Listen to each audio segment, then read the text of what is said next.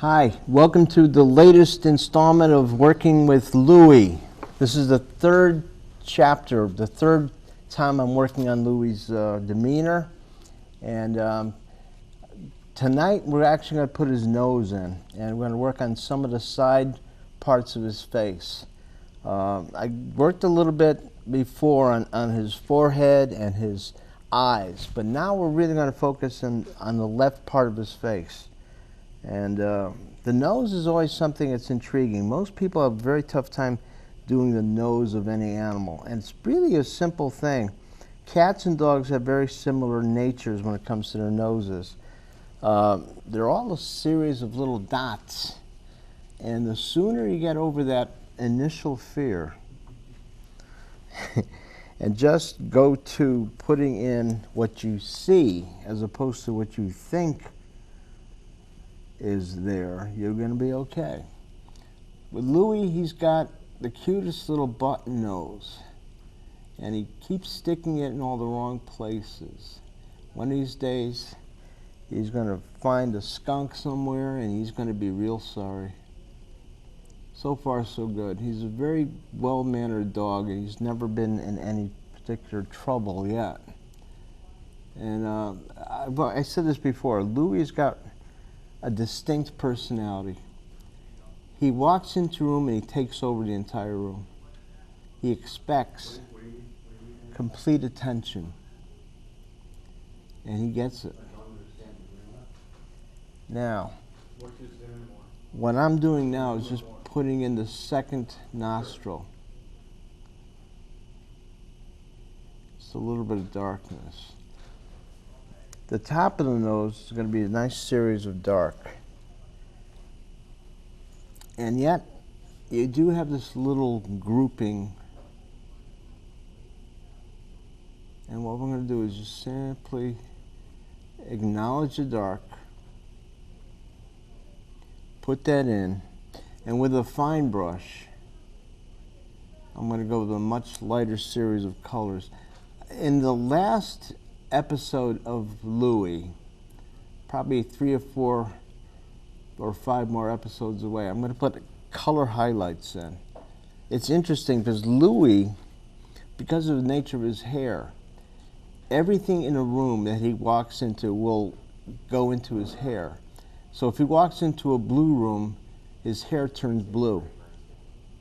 His nose will pick up on colors too. It's kind of fun to watch because he really does, he's like a color magnet in that he just absorbs color and it pops out from him.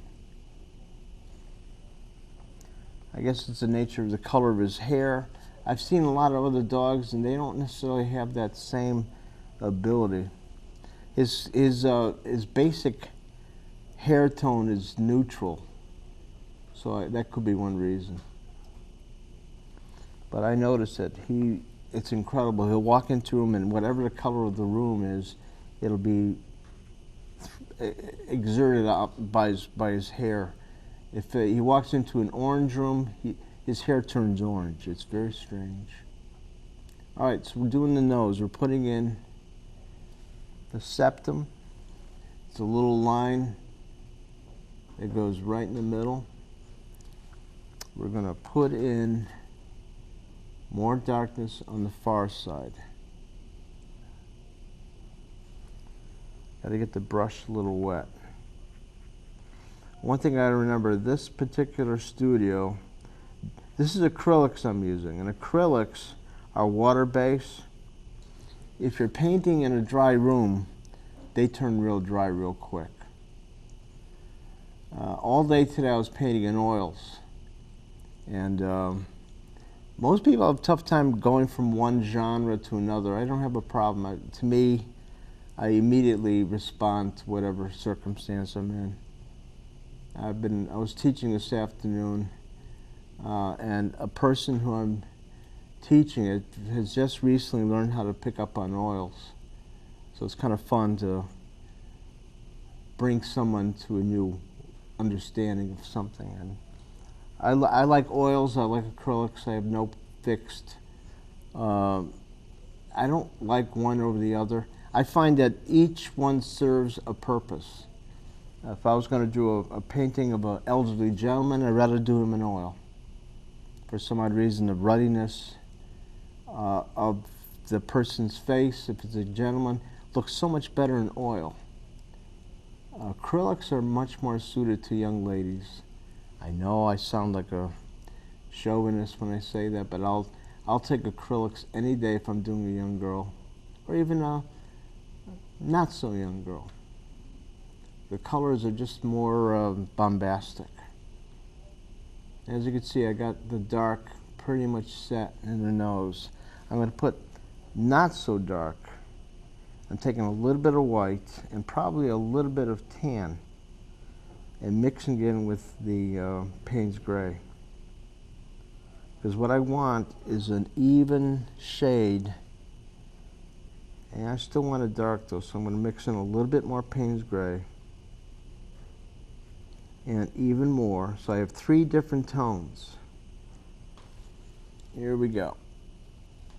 Like I said, later on when I'm all pretty much set, the last episode of Louis, I'm going to actually put some blue highlights in, some color highlights. Can't do it yet. It'd be too presumptuous too early. It'll look better towards the end. Highlights are something you do at the very end. You don't do those initially because you might be wrong and you'll end up looking like an idiot. Highlights are special.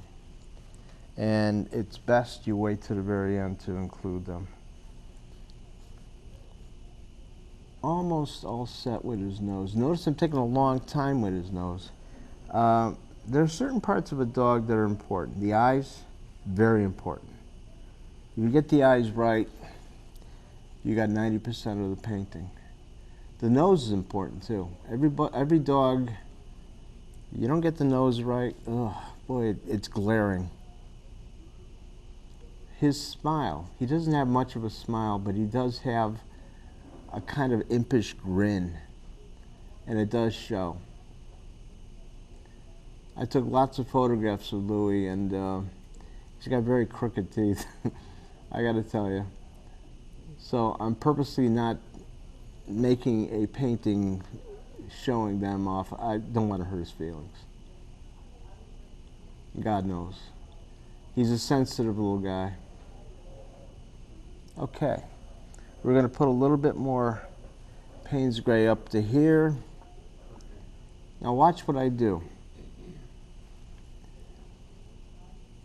At this point, I'm just going to put in a nominal bit of color, paint, should I say. Because at this point too, I'm also going to start doing some dots, for lack of a better word. I'm not an animal painter. I don't know the exact terminology. I call them dots. Every animal's nose has these series of little dots. They stick up. I know one thing for sure. Dogs can only perspire through their nose. That is their one source of, when they sweat. You ever notice why a dog's nose is wet? That's because that's the only way they could perspire. And what I like to do is, you want to show a healthy dog, have a little glow on the nose and really make it look healthy. What we're going to do today is just simply make it nice and dark, and with a fine brush, a pointer, I'm going to put a little series of dots in. Not bad. This is a very small, fine brush. 2 things I could do. I think I'll put a nice gray tone with it first.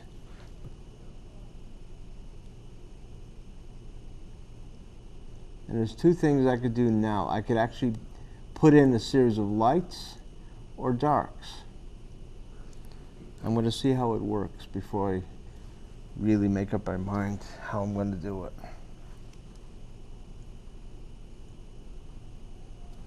I got a little bead of water on my brush. I got to make sure I get it off okay.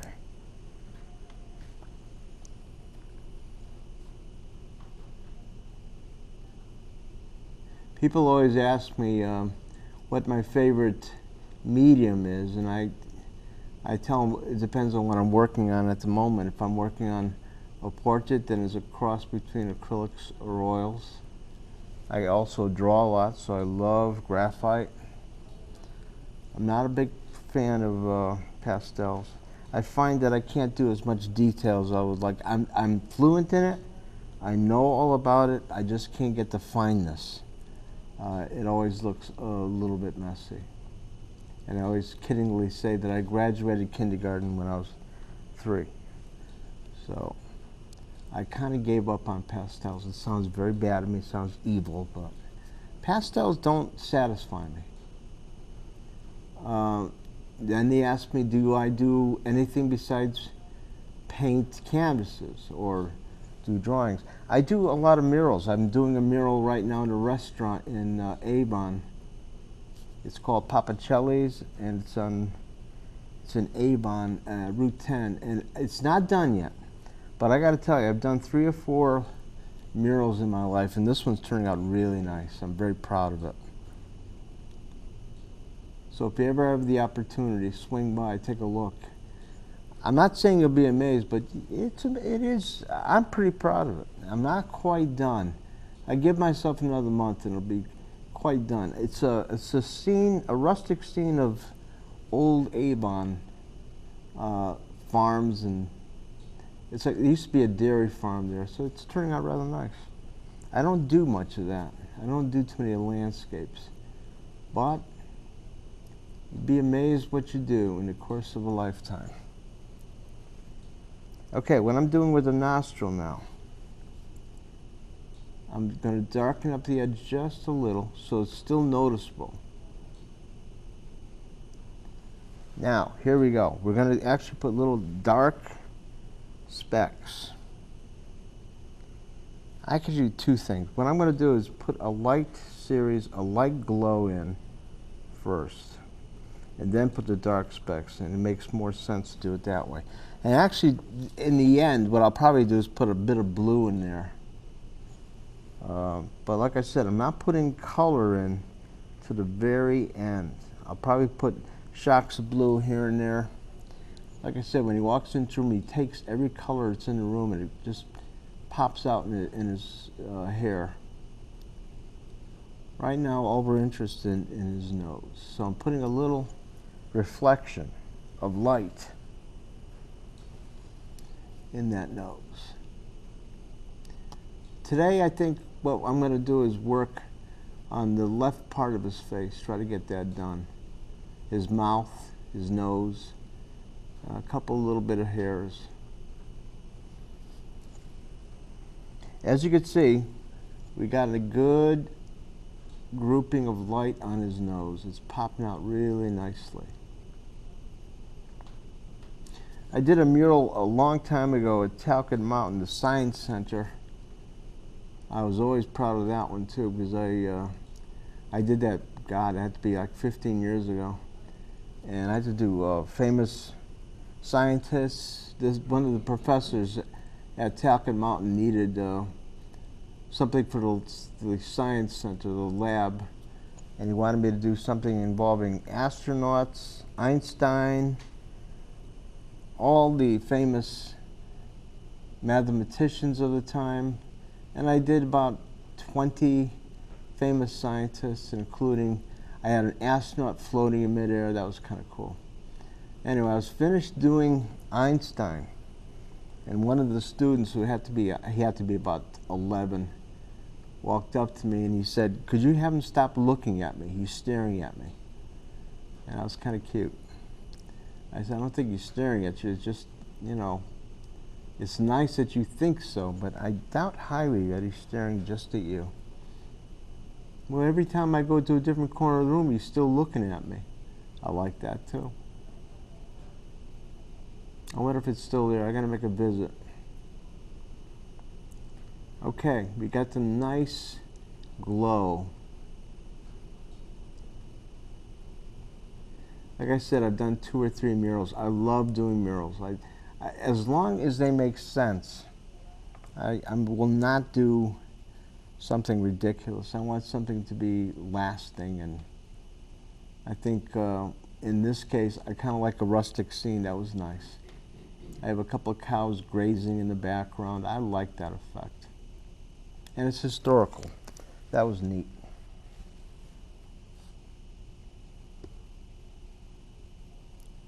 Okay. Now this is the fun part. Let's say I have this shine. It still doesn't give me the characteristics of a dog's nose. So the next part is where we put the little speckles of dark in.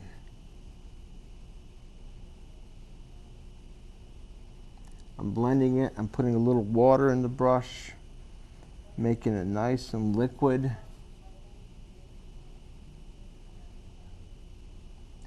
Coming out real good.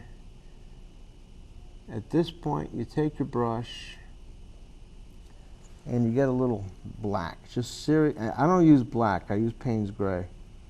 Anybody worth their salt will tell you, you never use black.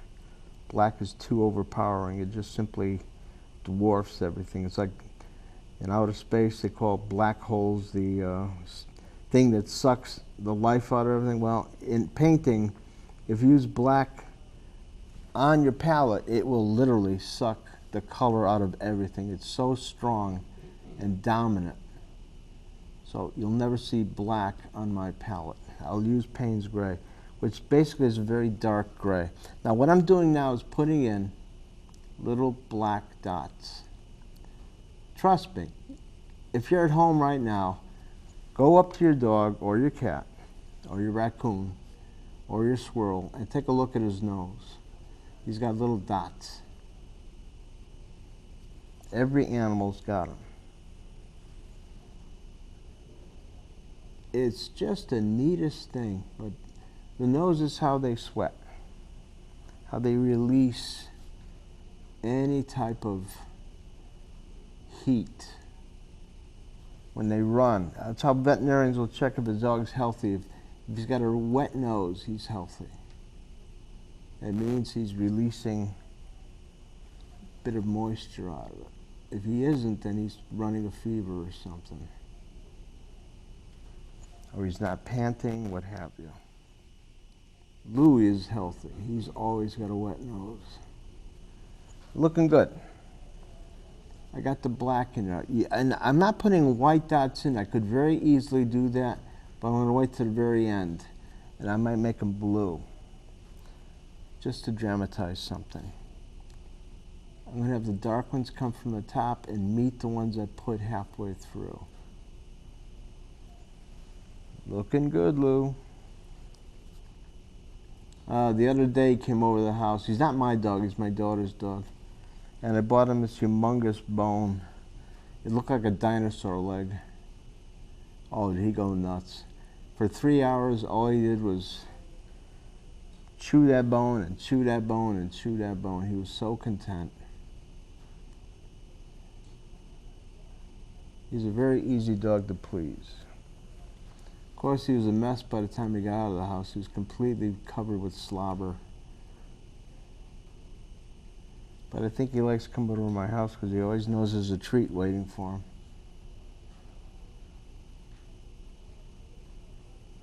My nose looks good. Now, as you can see, there's no color in it. I think the last thing I'll do, I'll put a little blue in there just to make it pop out. I think what we'll do now is we're going to look at a few other. I want to finish the hair on this side. I'm going to use a different brush. This is more of a hair brush. It's long and thin. I'm not going to give you specifics. I'm not going to fill you up with all this nonsense like some people say, what number is it? Every maker of brushes has a different way of categorizing his brush. So if I were here to tell you that this is a number 6 pointer, you'll go out to whatever store you go to and you'll look at a number 6 and buy it, and it's probably not the same type of brush. Every maker has different ways of categorizing their brushes. All I can tell you is if you want to do hair, get yourself a nice long, thin brush. Get yourself an assortment. Get 2 or 3. Don't be happy with the first brush you get. Build yourself up a grouping. And by all means, it doesn't mean you have to spend a fortune. On the other hand, don't buy junk. Don't go to cheap places and think, oh, I got a bargain. I got 8 brushes for $1. Unfortunately, you're going to get what you pay for. They'll probably die within a week. The hairs will all fall out. I'm not saying you have to spend a fortune, but you get what you pay for. All right, I'm going to put a couple of hairs going out. That's a little bit too gray. So I'm going to put in an assortment of brown along with that and see what happens. Notice on my palette I have like 20 different colors. I do that ahead of time so I don't have to worry about it at the time of my painting. But I don't put gallons of paint on there either. I just put a nominal amount. And I'll tell you something else I do, which a lot of artists don't do. I could actually take the painting off its easel if I were so inclined. I won't do it tonight, but when I get home, I'll probably take it off its easel and paint it in a different fashion. There's nothing wrong. You're not breaking any sin. You're not breaking any commandment. The 11th commandment is artists shall not take their painting off an easel. That's not a commandment. You can do whatever you want, whatever floats your boat when it comes to artwork. A lot of times I don't even paint on an easel. I'll do it when I'm teaching. I'll do it when under specific situations. But on my own, I could just as easily sit on a sofa, have it laying on a coffee table, and I'll paint that way. There's nothing wrong with that. I always put it on an easel when I'm referring to it and making critiques, seeing what direction I'm going to go in. That makes sense. You need to have, I call it like an alignment. When you have it there in front of you on an easel, it's visually at rest and you can make judgments. Can't do that if it's just sitting there in a different angle. Okay. Okay. I got his nose in anyway. Next step. Got to put a couple of hairs to fill out this side. Notice I got. Oh, we spent a lot of time just getting the nose in today. I guess he'll be happy. You know, you're going to laugh at me, but he's probably at home watching this. He is the most incredible dog when it comes to watching TV. He'll watch any program with a dog on it. To him, they're people. And they deserve airspace just like anything. Okay, a little bit too brown. I'm going to put a little bit more tan and a little bit more white. See what happens. Later on, like I said, when I get down to putting colors in, I'll probably put a little bit of color in some of his hair there. Right now, it's not necessary. It'd be confusing at this point. Yeah, Louie's nose is in. Now, we'll put a couple more hairs. I think the next thing I'll do, next episode, is get his mouth in, and we'll see what happens. I want to thank everybody for watching. And like I said, I guarantee you Louie's watching somewhere. I get a kick out of that. You know, I never really started doing dogs a lot, but I find it very easy. It's not difficult at all. Cats are easy. They're a lot easier than people because they will not criticize. They're not going to say, well, my nose is actually much shorter.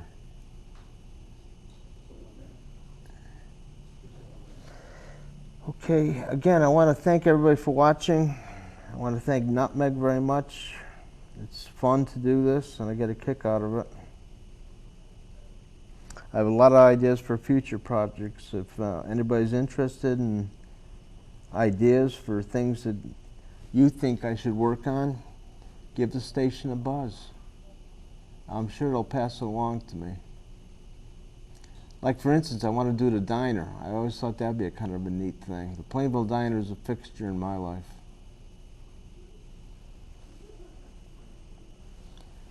And there's a host of things. Louis.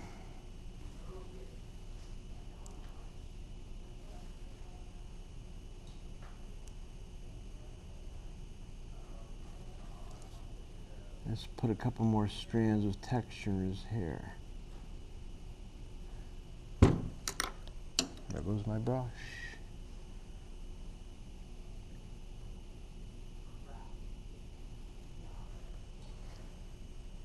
The great thing about doing this stuff, I could always repair it. There's no end to what you could do after.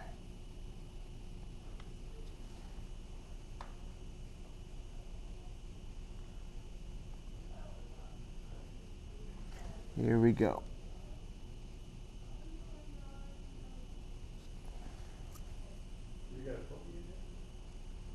Sounds like it.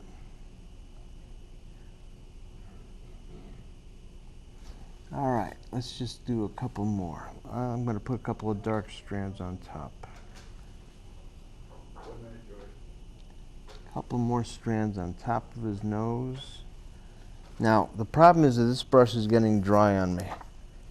So I'm going to have to wet it and see if I could do a couple of nice fine strands. I think I could. Here we go. I want to keep this continuity. I have this started here, so I'm going to keep going on this side.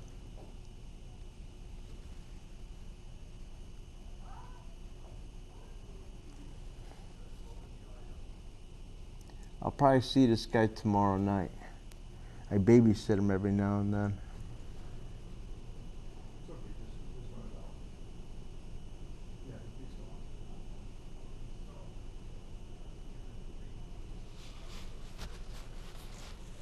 Nose is good. Let's put a little reflection here, though.